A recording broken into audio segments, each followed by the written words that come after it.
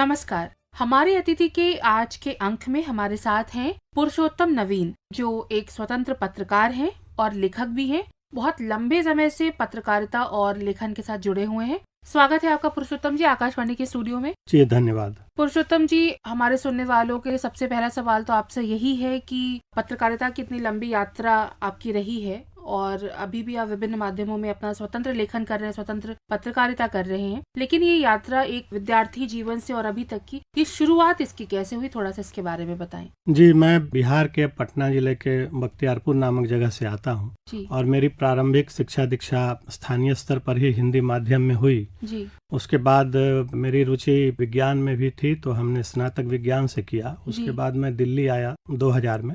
दिल्ली आने के बाद चूंकि समाज और साहित्य और इन सब चीज़ों को लेकर के एक मन में उत्सुकता भी रहती थी, जागरूकता भी रहती थी, तो मेरी रुचि पत्रकारिता के क्षेत्र में हुई और हमने जामिया मिलिया इस्लामिया से पत्रकारिता की पढ़ाई की और उसके बाद मैं 2005 से पत्रकारिता के क्षेत्र में आ गया। तो विज्ञान के स्नातक से और आप इधर पत्रकारिता की पढ़ाई में आए, वो भी एक बहुत अच्छे संस्थान से आपने पढ़ाई की, तो ये जो झुकाव था, जैसे आपने कहा जागरूकता और उत्सुकता थी आपके मन में, लेकिन एक विषय के तौर पर जब आप किसी चीज को पढ़ते हैं तो उसमें आपको कितना परिवर्तन लगा? जैसे आप विज्ञान की पढ़ाई कर रहे थे और फिर आप इधर पत्रकारिता की पढ़ाई करने लगे, तो आपको कैसा अंतर लगा और क्या मुश्किल था या आसान था? ऐसा है कि विज्ञान में एक तथ्यात्मकता उसमें ज्यादा होती है, साहित्य में संवेदनशीलता या कहें कि जो सरोकार है वो विशेष होता है, लेकिन चूंकि एक परंपरागत ढंग से हमारा समाज चलता आया है कि अगर आप पढ़ने में थोड़े मेधावी हैं तो आपको विज्ञान ही लेना होता है, तो इस तरह से वो चीजें आप ले लेते जरूर हैं, लेकिन जब आप देश दुनिया को देखते हैं, किताबों की दुनिया में आते हैं, आप नए नए दर्शन और धर्म साहित्य संस्कृति के बारे में पढ़ते हैं, तो आपको कहीं ज्यादा आकर्षक कोई दूसरा माध्यम भी, कोई दूसरा विषय भी लगता है और तब फिर आप इस तरह से अपने चयन को बदल भी सकते हैं। तो अच्छा पुरुषोत्तम जी, मेरे दिमाग में भी अचानक ये चीज आई कि आपका नाम है पुरुषोत्तम नवीन और ये कहीं ना कहीं कुछ दिमाग में एक फ्रेज की तरफ इशारा कर रहा है जो पूरी तरह से अभी रिलेट नहीं कर पा रहे। आप बताएंगे क्या कि पुरुषोत्तम नवीन, इस नाम के पीछे भी कुछ विशेष बात है? जी बिल्कुल। वस्तुतः मेरा नाम पुरुषोत्तम कुमार था, जो मेरे पिता और माता के द्वारा दिया गया था। जब मैं पत्रकारिता की दुनिया में आया तो मैंने पुरुषोत्तम नवीन, चूंकि निराला जी की एक कविता है राम की शक्ति पूजा, जी जी जी, उसे मैंने पढ़ा और उसकी अंतिम पंक्तियों में कुछ ऐसी बात मुझे दिखी और वहीं से मुझे एक प्रेरणा मिली। उस कविता को अगर आपने देखा होगा, उसमें यह है जब राम निराश हो जाते हैं रावण से युद्ध करते हुए और उनके मन में ये आता है कि जिधर अन्याय है उधर ही शक्ति की कृपा हो रही है, तो उन्हें ये सलाह दी जाती है कि आराधन का उत्तर दो दृढ़ आराधन से, तुम भी शक्ति की करो मौलिक कल्पना। तब वे पूजा पे बैठते हैं 9 दिनों की, और जब वे बिल्कुल जो 8 फूल वो प्रस्तुत कर चुके होते हैं माता को और 9वां फूल वहाँ होता नहीं है, तो जी, तो वो उन्हें याद आता है कि माँ मुझे कहती थी राजीव लोचन, और वो त्रिशूल से अपनी आंख निकालने को बिल्कुल उद्धत हो जाते हैं। तो वहीं पर माता प्रकट होती हैं और उनकी वाणी है कि होगी जय हे पुरुषोत्तम नवीन, कह महाशक्ति राम के बदन में हुई लीन। तो मैंने उन पंक्तियों को देखा, हालांकि मेरे जैसे एक साधारण व्यक्ति के लिए एक बहुत बड़ा परिप्रेक्ष्य है ऐसा, लेकिन मुझे प्रेरणा वहीं से मिली और फिर मैंने इस तरह का, ऐसे ये नाम के पीछे ये बात है। यही तो खूबी है साहित्य की, साधारणता में एक विराट का एक जो सामंजस्य होता है साहित्य हमें ऐसे ही ट्रांसपोर्ट करता है। तो मेरा अगला सवाल आपसे ये है पुरुषोत्तम जी की पत्रकारिता में आपने 2005 से शुरू की, तब विशुद्ध कह सकते हैं हम, काफी हद तक विशुद्ध ना भी कहें तो पत्रकारिता तब प्रिंट मीडिया में थी। हमारे पास तरह तरह के अखबार थे और प्रिंट के माध्यम से ही समाचार हम तक पहुंचते थे जी। अभी आज के जमाने में प्रिंट बहुत काफी हद तक आप कह सकते हैं कि मार्जिनलाइज्ड हो गया, धीरे धीरे वो हाशिए की तरफ जा रहा है। तो इस परिप्रेक्ष्य में आपको पत्रकारिता की इस यात्रा के विषय में आपको क्या कहना है? देखिए, पत्रकारिता का स्वरूप दिनों दिन विस्तृत होता जा रहा है और प्रिंट मीडिया जब था, इलेक्ट्रॉनिक मीडिया आया बाद में, तो लोगों को ये लगा कि शायद प्रिंट मीडिया समाप्त हो जाएगा, लेकिन वह भी चलता आ रहा है, उसने भी अपने आप को बदला है। तो जैसे साहित्य, जैसे भाषा बदलती रहती है और उसको बदलना चाहिए, उसी तरह से पत्रकारिता ने भी अपने को बदला है, अपना परिवेश बड़ा किया है और उसको बदलना भी चाहिए। आज हम देखें सोशल मीडिया का एक तरह से कहें कि क्रांति आई है सूचना की, या सोशल मीडिया का जो विस्फोट हुआ है तो उसने पत्रकारिता को बिल्कुल आमूल चूल बदल दिया है। उसमें इतना बड़ा एक विस्तार, इतना बड़ा सागर उसने पैदा कर दिया है कि जो पहले उतनी संभावनाएं कहीं नहीं थी। आज एक आम आदमी भी अपने लैपटॉप से, अपने मोबाइल से वो पत्रकारिता कर सकता है, उसको नागरिक पत्रकारिता का नाम दिया जा रहा है। तो ये एक बदलाव आया है। एक तरह से देखें तो ये बहुत ही सकारात्मक भी है। जो संपादक नाम की संस्था होती थी, वह संस्था कमजोर हुई है इस मायने में कि आपको अब किसी से पूछने की जरूरत नहीं है कि आपकी कविता कैसी है और क्या आप मेरी कविता को प्रकाशित करेंगे या नहीं करेंगे। आप चाहें तो खुद प्रकाशित कर सकते हैं। तो जो एक पक्षता थी, या कहें कि जो एक पक्षीय संवाद होता था कि अखबार में आपने कुछ लिख दिया और फिर पाठक को उसको देखना है, पढ़ना है और पाठक अपनी प्रतिक्रिया नहीं दे सकता था। लेकिन आज वह पाठक भी संपादक की तरह बर्ताव कर रहा है और वह अपनी बात कहने को स्वतंत्र है। तो इस तरह से कहें तो एक लोकतांत्रिकरण हुआ है मीडिया का। जी, पहले ये था कि संपादक के नाम आप पत्र लिखते थे। हाँ, ये जरूर था कि ये इतना इंक्लूसिव नहीं हुआ क्योंकि जगह उतनी होती नहीं थी। प्रतिक्रियाएं तो पाठक अपनी दिया करते थे और ज्यादातर अखबारों में वो छपती भी थी, अच्छी हो या बुरी। हाँ, लेकिन ये जरूर है कि आज के समय में सिटीजन जर्नलिज्म है और जो आप जिसकी बात करें कि एक पक्षीय, या कभी कभी वो संपादक के पार्ट पर अगर आप देखें तो पक्षधरता भी हो जाती थी। अगर किसी खास विचार से प्रेरित है तो उसकी गुंजाइश अब धीरे धीरे खत्म होती जा रही है। लेकिन ये सवाल भी आता है पुरुषोत्तम जी कि अगर नागरिक, ये सिटीजन जर्नलिज्म भी है और उसको पूरी छूट है किसी अपने पूरे रॉ रूप में, पूरे कह सकते हैं एकदम निरंकुश रूप एक तरह से वो सामने आ सकता है दर्शकों के, पाठकों के, और हर वय के पाठक हैं, हर वय के दर्शक हैं हमारे समाज में। और कई बार ऐसे भी हैं, खासकर जो किशोरावस्था तक के जो दर्शक या पाठक हैं, जिनके पास अभी इतना अनुभव नहीं है कि वो सही और गलत का चुनाव कर सकें। तो ऐसे में आपको क्या लगता है कि ये जो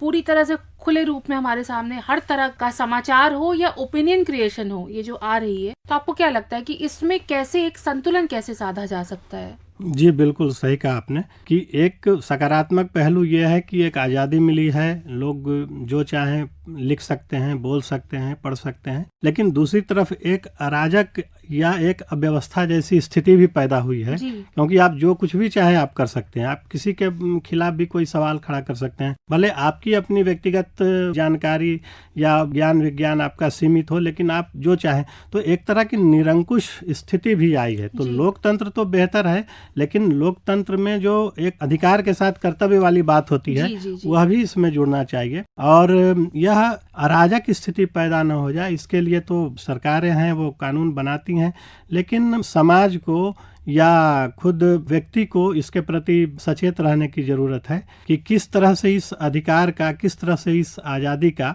लाभ सकारात्मक रूप से उठाया जाए। और एक बहुत बड़ा मुद्दा मेरे दिमाग में आ रहा है पुरुषोत्तम जी, क्योंकि आप हिंदी पत्रकारिता करते रहे हैं लंबे समय से, और प्रिंट में जो पहले जब आप संपादक की बात करते हैं तो कम से कम भाषा बहुत महत्वपूर्ण हुआ करती थी उस समय, मतलब रहती आई है भाषा बहुत महत्वपूर्ण। लेकिन आज के समय में जब आप देख रहे हैं डिजिटल प्लेटफॉर्म्स पे हर तरह की पत्रकारिता हो रही है, तो भाषा का स्तर, ये हम कह सकते हैं इस समय कि भाषा का स्तर कम से कम शुद्धता के मामले में तो इसका स्तर गिरा ही है। तो आपको क्या लगता है, एक पत्रकार के तौर पर, एक नागरिक के तौर पर, आपको क्या लगता है कि ये जो भाषा का जो स्तर फिलहाल है, तो ये अच्छा है कि जो जैसा चाहता है वैसा लिख रहा है, वैसा पढ़ रहा है, या फिर कोई एक मानकीकरण होना चाहिए भाषा का? जी बिल्कुल। देखिए, हिंदी ऐसी भाषा रही कि वो तमाम कई क्षेत्रों से और कई धाराओं से मिलकर बनी है और एक मानक हिंदी भी गढ़ने की कोशिश की गई। लेकिन आज़ादी होना, भाषा में एक प्रवाह होना, और कहते हैं कि भाषा बहता नीर, ये सारी बातें अपनी जगह सही है,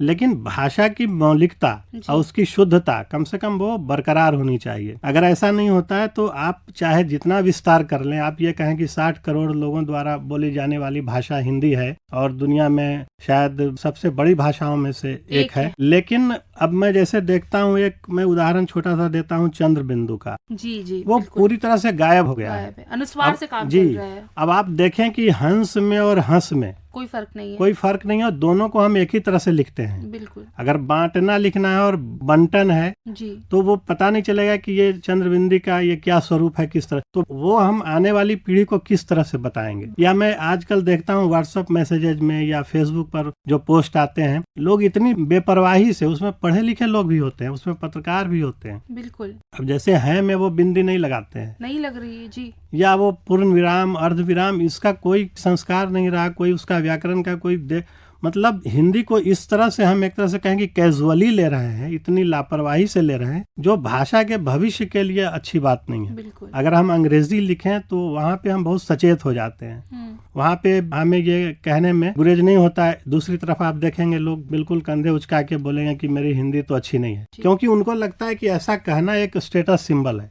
लेकिन कोई ये नहीं कहेगा कि मेरी अंग्रेजी अच्छी नहीं है।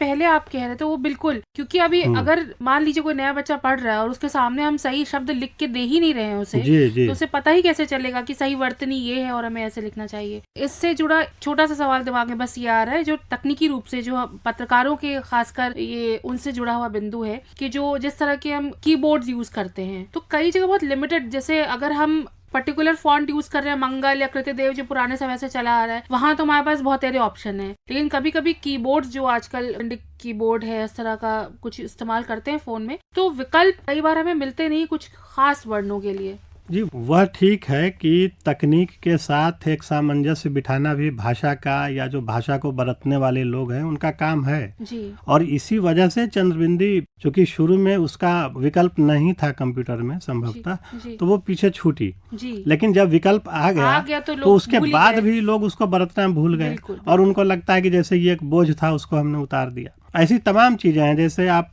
जितने जो अनुनासिक हैं, कवर्ग में, चवर्ग में, टवर्ग में, वो सारे समाप्त हो गए। और अड़ा तो बिल्कुल, तो वह भी चलिए एक सरलीकरण के नाम पर ठीक है, लेकिन मैं कहता हूं कि अब है में अगर आप बिंदी लगा के है नहीं लिखेंगे तो ये तो एक वचन, बहुवचन या आदर्श सूचक जो शब्द हम इस्तेमाल करते हैं, तो तमाम तरह की ये पेचीदगी पैदा करेगा जो भाषा को नए तौर पर सीखने वाली हमारी पीढ़ी आएगी। तो ये बिल्कुल आपने सही कहा कि मौलिक रूप से भाषा को बचाकर रखने के लिए ये जरूरी है कि शुद्धता अशुद्धता का ध्यान भी रखा जाए। जी। पुरुषोत्तम जी, अभी आपसे बात करते हुए जैसे पाया कि आपको साहित्य से विशेष अनुराग है, आपने तो अपना नाम ही पूरा एक कविता से उठाया और आपने अपने आप को एक नया नाम दिया, तो आप ये बताना चाहेंगे कि आपके पसंदीदा लेखक, उनकी रचनाएं, अगर आप उसके बारे में हमारे श्रोताओं के साथ कुछ बांटना चाहें। देखिए, किताबें और खासकर साहित्य एक ऐसी चीज है जिसको पढ़ने से समाज को, दर्शन को, धर्म को, अपनी संस्कृति को समझने का मौका मिलता है, एक वो जरिया बनती है। जैसे मैं 2-4 किताबों का नाम लेता हूँ, अगर भारतीय समाज को किसी को समझना हो तो जैसे रेणु जी की मैला आंचल है, या इब्राहिम मासूम राजा की आधा गाँव है, या फिर राग दरबारी है श्रीलाल शुक्ल की। ऐसी रचनाएं आपको बिल्कुल एक समाज के अंदर की जो चीजें हैं, जो अंदर की गुत्थियां हैं, उसको समझाने में वो मदद करती हैं। लेकिन मुझे विशेष तौर पे और व्यक्तिगत तौर पर मुझे कविताएं पसंद रही हैं, और दिनकर जी को मैं बहुत पसंद करता रहा हूँ बचपन से ही, क्योंकि स्कूल में ही जो कविताएं होती थी उनको बिल्कुल मैं याद कर लेता था। वो चाहे अब केदारनाथ अग्रवाल की हवा हूँ, हवा में बसंती हवा हूँ, सुनो बात मेरी अनोखी हवा हूँ, या फिर जैसी भी कविताएं, हम पंछी उन्मुक्त गगन के पिंजरबद्ध न गा पाएंगे, दिनकर जी की दो में से तुम्हें क्या चाहिए, कलम या की तलवार, तो इस तरह की चीजें, हरिवंश राय बच्चन जी की, तो तमाम कविताएं। लेकिन दिनकर को मैं विशेष रूप से पढ़ता रहा हूँ, गुनता रहा हूँ, और बड़े मुझे प्रिय हैं। उनको हिमालय कविता से उनकी प्रसिद्धि हुई थी सबसे पहली बार, और वो लिखते हैं कि रे रोक युधिष्ठिर को न यहाँ जाने दे उनको स्वर्ग धीर, पर फिरा हमें गांडीव गदा लौटा दे अर्जुन भीम वीर, कह दे शंकर से आज करें वे प्रलय नृत्य फिर एक बार, सारे भारत में गूंज उठे हर हर बम का फिर महोच्चार। क्या बात है। तो ऐसी तमाम, लेकिन उससे भी आगे बढ़ेंगे जो उनकी संभवतः आखिरी कृति है हारे को हरिनाम, तो उसमें एक तरह का विराग भी है। वैराग। तो पुरुषोत्तम जी, चलते चलते आपको तो पता ही है अभी पूरा देश हमारा प्रतीक्षारत है और देख रहा है अयोध्या की तरफ, क्योंकि कुछ ही दिनों में वहाँ श्री रामलला की प्राण प्रतिष्ठा होने वाली है। तो क्या आपको कुछ पंक्तियाँ भगवान राम या रामलला से संबंधित अगर आपके दिमाग में आ रही हो तो आप हमारे। जी बिल्कुल। दिनकर जी ने ही हारे को हरिनाम में राम को संबोधित करते हुए बहुत सुंदर पंक्तियां लिखी हैं। राम तुम्हारा नाम कंठ में रहे, हृदय जो कुछ भी भेजे वह सहे, वाह। दुख से त्राण नहीं मांगू, मांगू केवल शक्ति दुख सहने की, दुर्दिन को भी मान तुम्हारी दया, अकातर ध्यान मग्न रहने की। क्या बात है, बहुत सुंदर। बहुत बहुत धन्यवाद पुरुषोत्तम जी आपका जी, आकाशवाणी धन्यवाद। के स्टूडियो में आने का, और ये बहुत अच्छा अनुभव था आपके भांति भांति के आपकी रुचियों को जानने का। बहुत धन्यवाद। जी धन्यवाद।